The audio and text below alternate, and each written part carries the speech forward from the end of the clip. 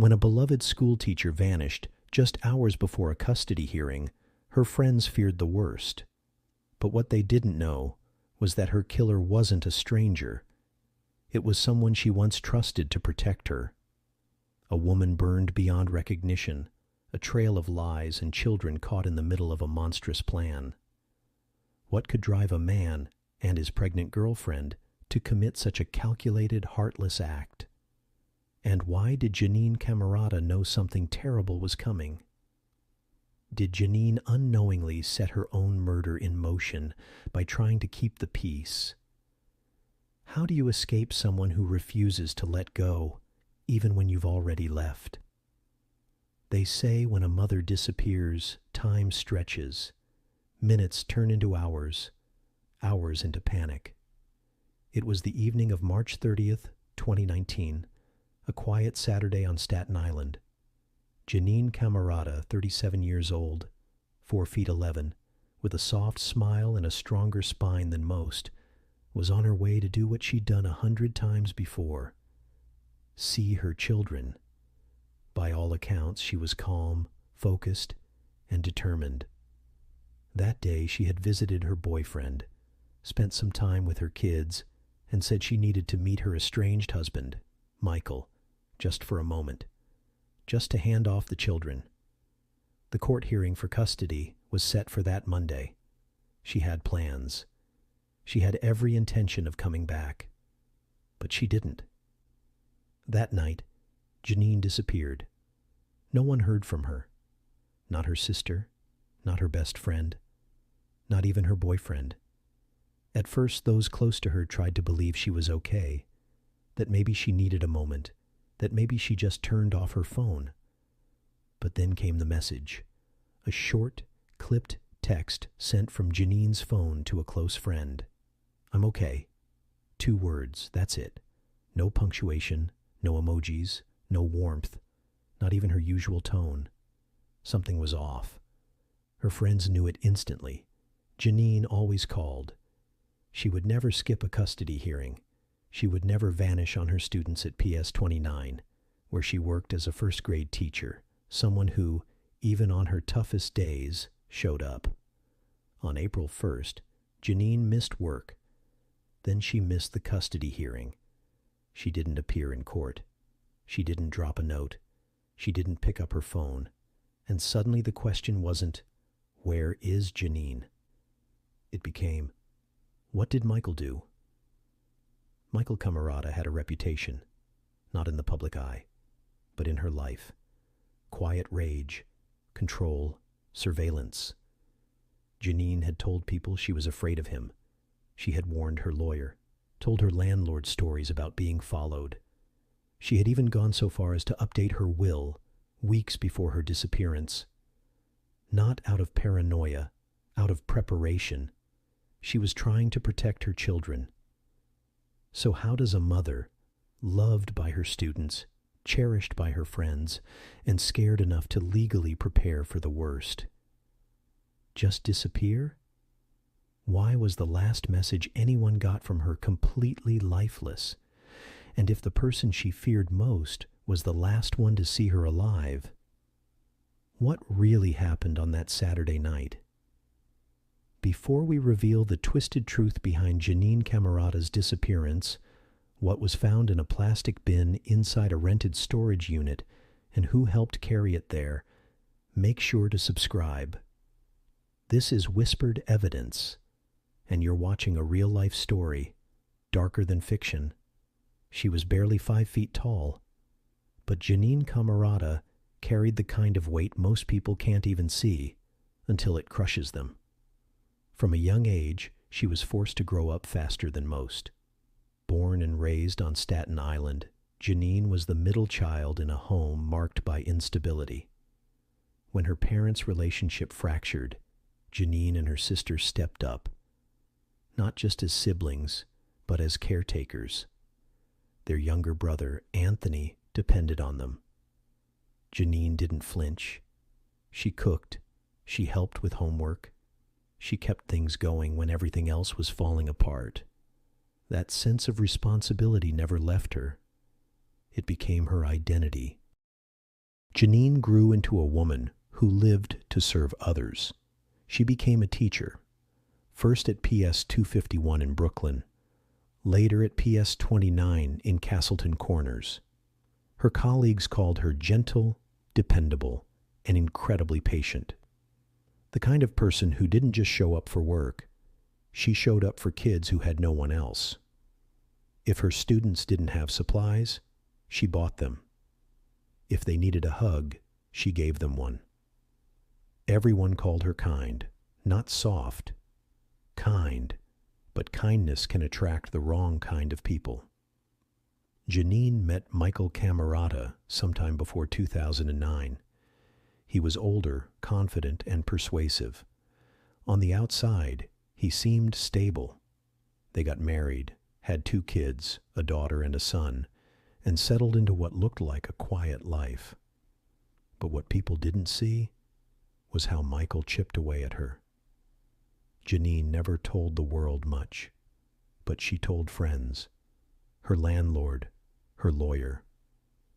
Michael watched her obsessively. He followed her car at night with his headlights off. He knew her passwords, tried to get into her accounts. When she'd confront him, he'd dismiss it or make her feel like she was imagining things. That wasn't love. That was control. Michael didn't need to scream to get power. He just needed to isolate her, threaten custody, use the children as leverage. If Janine wanted peace, she had to give him control. For a while she complied. She let the kids live with him, telling friends it was just until things cooled down. She believed keeping the house stable would help them adjust. She visited regularly, never missed a moment she was allowed. She worked 2 jobs to provide, teaching by day, stocking shelves at Dollar Tree by night. Also, her children wouldn't feel the chaos she had grown up with. But things didn't get better. They got colder.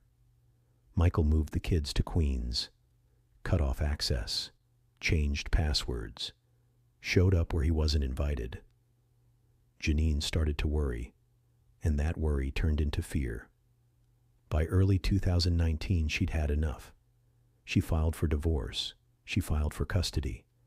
And then, just weeks before her death, she updated her will, leaving her children to her sister in case anything ever happened to her.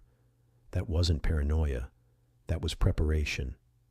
She knew how dangerous he had become. She told her attorney she was scared. She told friends she felt watched. She wanted custody, but not just for legal reasons. She believed her children were no longer safe. And still, she hoped. She hoped Michael would act like a father, not an opponent. She hoped he would accept the separation, let her move on, focus on their kids. She even introduced him to another woman, Ayesha, thinking if he had someone else, maybe he'd stop fixating on her. Janine still believed that being reasonable would protect her. It didn't. Have you or someone you know ever ignored red flags in a relationship, hoping things would settle down? Comment your thoughts below. We read every story. Looking at Michael's behavior through the lens of criminal psychology, his patterns were clear: coercive control. He didn't want a partner. He wanted obedience. He isolated her socially, controlled communication, weaponized their children. And when she resisted, his tactics became more direct: stalking, harassment, and psychological warfare. To the outside world, they were just another separated couple in a custody dispute. But to Janine, this wasn't a breakup. It was a battlefield, one she didn't choose. She fought with legal documents. He fought with manipulation. And when the court date got closer, so did the danger. By Monday morning, the silence surrounding Janine Camerata had become unbearable. She missed her shift at PS 29. No call, no explanation, nothing. She also missed her custody hearing. For anyone else, it might have seemed like a logistical issue, a delay, a miscommunication. But for those who truly knew Janine, none of it made sense. She wasn't the kind of person to vanish, especially not when her children were involved. By Tuesday, April 2nd, her name was officially on a missing persons report. The NYPD began with her last known whereabouts, Saturday evening. Her boyfriend told officers she left his place around 9:01 p.m., said she was heading to see Michael, to talk, to exchange the kids. No one had seen her since. Detectives started pulling records, timestamps, security footage, anything that could confirm what happened after she got in her car. That's when they found it.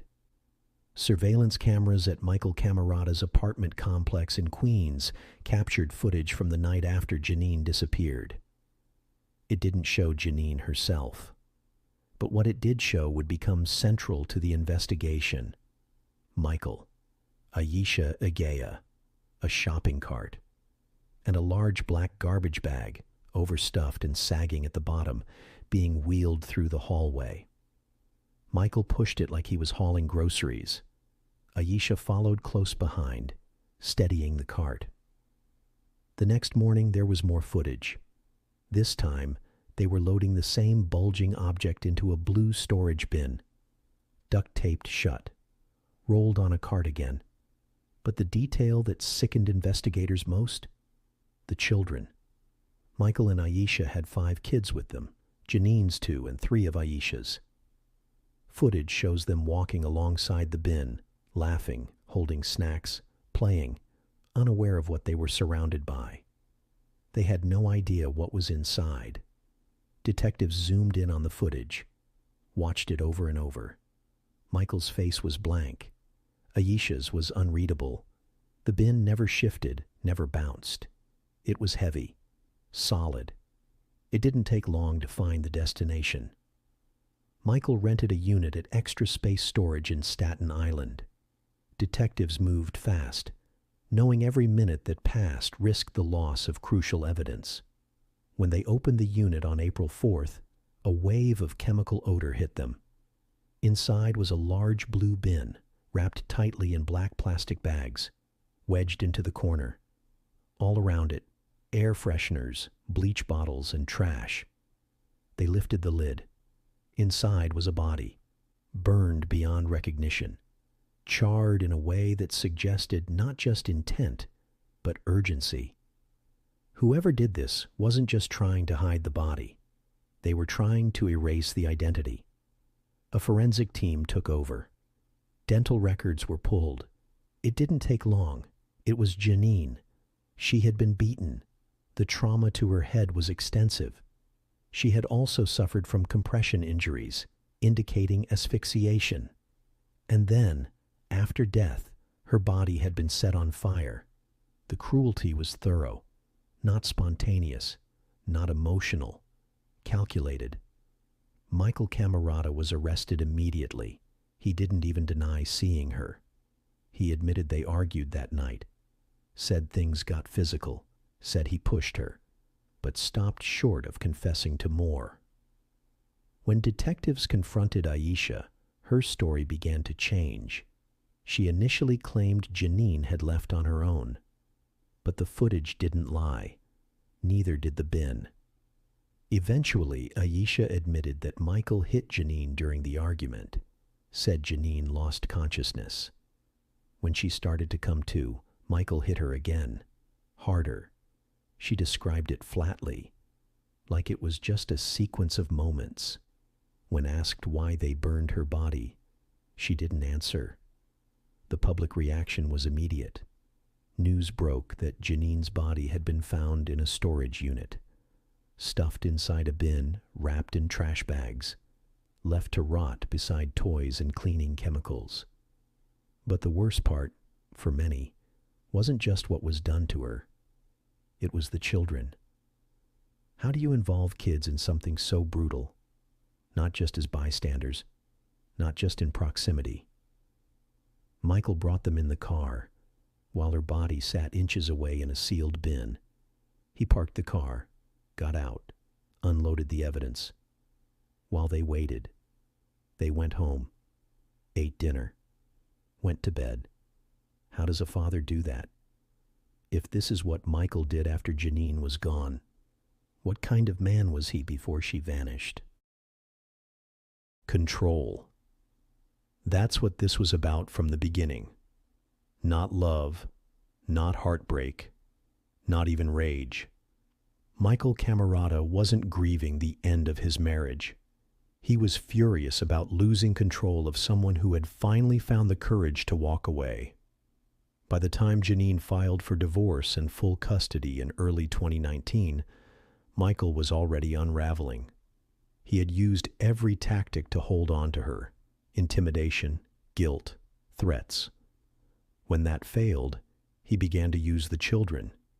He moved them to Queens, blocked her calls, watched her online activity, followed her without headlights, tailing her from a distance, not to talk, not to reconcile, just to remind her that he was still watching. Janine tried everything to defuse him, even introduced him to another woman, someone she thought could absorb his attention. Maybe if he had someone else, he'd stop trying to control her. That woman's name was Aisha Egea. She was the mother of one of Janine's students, familiar, friendly, and, in Janine's eyes, harmless. But that introduction, intended to be a peace offering, became the worst decision of her life. Michael and Aisha's relationship moved fast. She moved in. She got pregnant. Within months, she was 6 months along with his child. But instead of calming Michael down, their connection accelerated his desperation. The court date was coming. Custody was on the line. So was his money. If Janine won, Michael would lose his grip on the kids and be forced to pay child support, possibly alimony, all while starting a new family. And that, to a man like Michael, wasn't negotiable. He wasn't just losing a legal battle. He was losing his sense of power. Aisha, on the other hand, wasn't just caught in Michael's orbit. She chose to stay. By every available account, Aisha Egea was emotionally invested, possibly dependent, but not naive. She knew Janine. She'd met her through the school. She knew about the ongoing divorce. She knew Michael had a violent history. She also knew what was at stake: a new baby, a blended household, and a man she believed she had to hold on to. Whether Aisha feared losing Michael to the court system or simply didn't want the financial burden of sharing his income with another woman, her actions made one thing clear. She wasn't an unwilling bystander. She helped Michael drag a heavy bin through their apartment. She held the door open. She rode in the car with him and 5 children as they transported Janine's burned body to a storage unit. And she stood beside him as he tried to clean the scene. This wasn't an impulsive act. It was 2 people acting in cooperation. So what kind of man does this? Michael Camerata wasn't a typical abuser. He was strategic. He followed a classic pattern of psychological domination. He didn't need to scream. He didn't need to hit in public. He just had to make Janine believe that leaving him would cost her everything.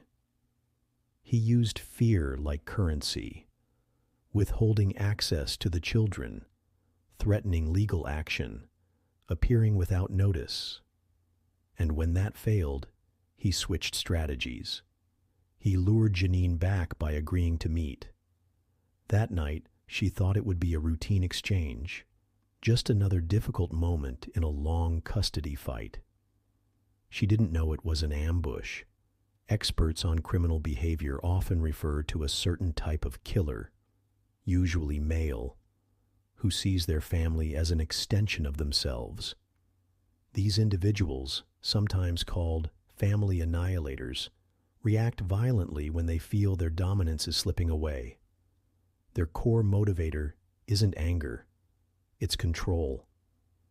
When that control is challenged by separation, loss of custody, or financial instability, they perceive it as a total collapse of identity. They don't kill out of passion. They kill to reclaim order. Michael fits this mold. He wasn't trying to move on. He was trying to erase Janine's autonomy. He couldn't bear the thought that she had a life without him, that she was making decisions, that she was taking back her future.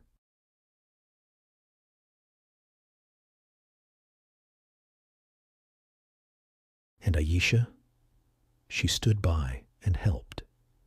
Whether out of fear, loyalty, or belief that this would clear the path for their new family, she became part of the plan. This wasn't about love. This was about possession. If you think financial stress alone could drive someone to murder, hit the like button. If you think it goes deeper into the dark psychology of control, drop your thoughts in the comments. We want to hear what you see beneath the surface. In the aftermath, Michael's defense tried to paint him as someone overwhelmed, pressured, struggling. But the evidence told a different story. He made sure the kids were with them as they moved the body, as if nothing had happened. He bought air fresheners. He stored her in a bin. He kept the appearance of a routine weekend, even as her remains sat just feet away. Aisha cleaned alongside him, the level of composure, the focus on cleanup, the timeline. This wasn't panic. This was a choice. Aisha Ijaya held on to her story for as long as she could. At first, she told detectives what most accomplices tell when the weight of a crime begins to settle in: denial. She said Janine left after a brief argument, said she walked out, disappeared. They didn't know where she went, but the evidence was everywhere. Surveillance footage, cell tower pings, the smell from the storage unit, the bin, the air fresheners, the bleach. None of it matched her story. And under pressure, Aisha cracked. In her revised statement, she admitted what happened inside Michael's apartment that night. She said there was an argument, just like before. Only this time, it got violent. Janine fought back. She wasn't passive. She slapped Michael first, Aisha said, but Michael retaliated with his fists. Hard. Janine collapsed, her body limp, but she was still alive. While Aisha watched, Michael struck her again, with force. That second blow silenced her. There was no ambulance, no panic, no attempt to undo the damage. Just a quiet decision to eliminate the problem and clean up afterward. Aisha said they dragged Janine into the apartment. At some point, Janine regained consciousness, and Michael made sure she wouldn't again. It's one thing to plan a confrontation. It's another to carry out a second blow, with the full knowledge that the person in front of you is barely hanging on. What made this even more disturbing was what Janine had done before this moment. She updated her will. She told people she was afraid. She said she didn't feel safe. She made arrangements for her kids in case she didn't make it. She knew something was coming. And even then, she still showed up, trying to do the right thing for her children. And that's what Michael used to lure her in. Once she was dead, the effort to cover it up began immediately. They didn't panic. They coordinated. They placed her body in a bin. They sealed it with duct tape. They bought air fresheners, cleaning products, gloves. They chose a storage unit Michael had already rented. And most disturbing of all, they brought the kids along, not later, not accidentally. From the start, visual records confirmed what words could not.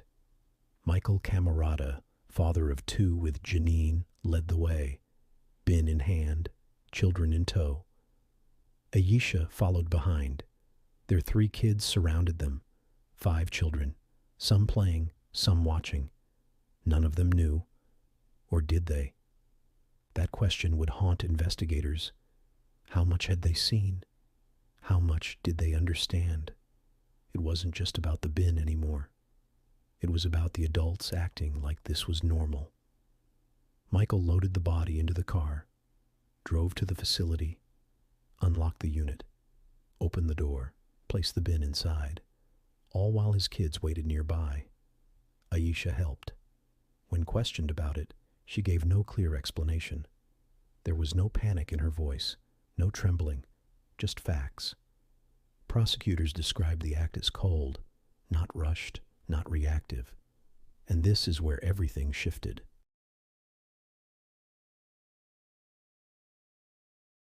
Because this wasn't just about a woman who died at the hands of an abusive ex.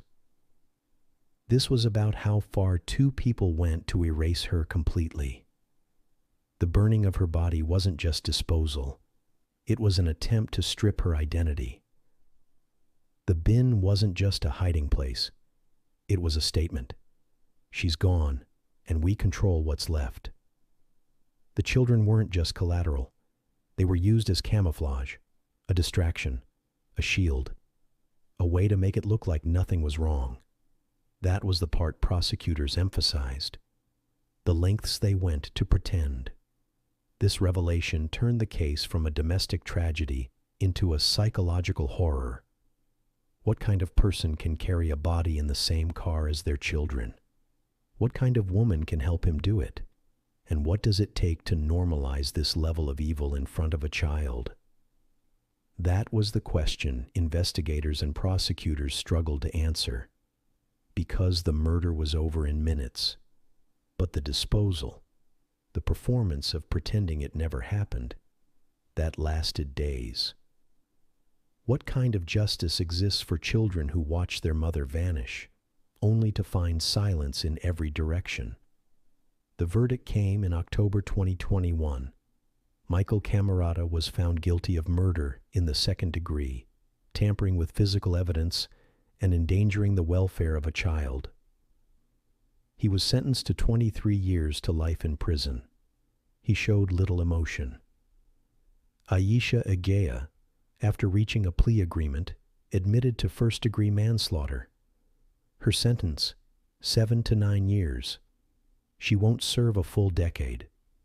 For Janine's family, the courtroom didn't bring peace, but it brought finality. The trial ended, but the questions stayed. Janine's two youngest children, those caught in the middle of it all, were placed with family. Her sister, Christine Ross, stepped in, not out of obligation, but out of love. The same love Janine had shown since she was a child herself, helping raise her own siblings. Christine made a promise.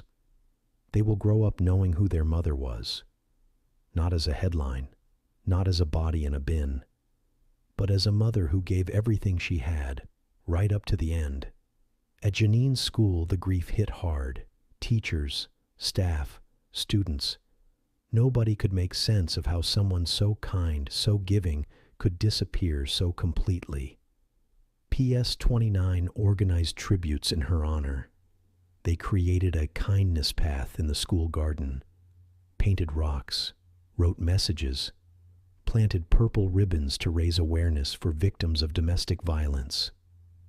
At PS 251 in Brooklyn, where Janine once taught, her former co-workers held a breakfast in her memory. They wore purple. They shared stories about her endless patience and her habit of helping everyone, even when no one asked her to. Her name wasn't forgotten. But even as her community mourned, one question remained. Why wasn't she protected? She did everything they say you're supposed to do. She left. She spoke up. She filed for divorce. She asked for custody. She told friends she was scared. She updated her will. She followed the rules of survival.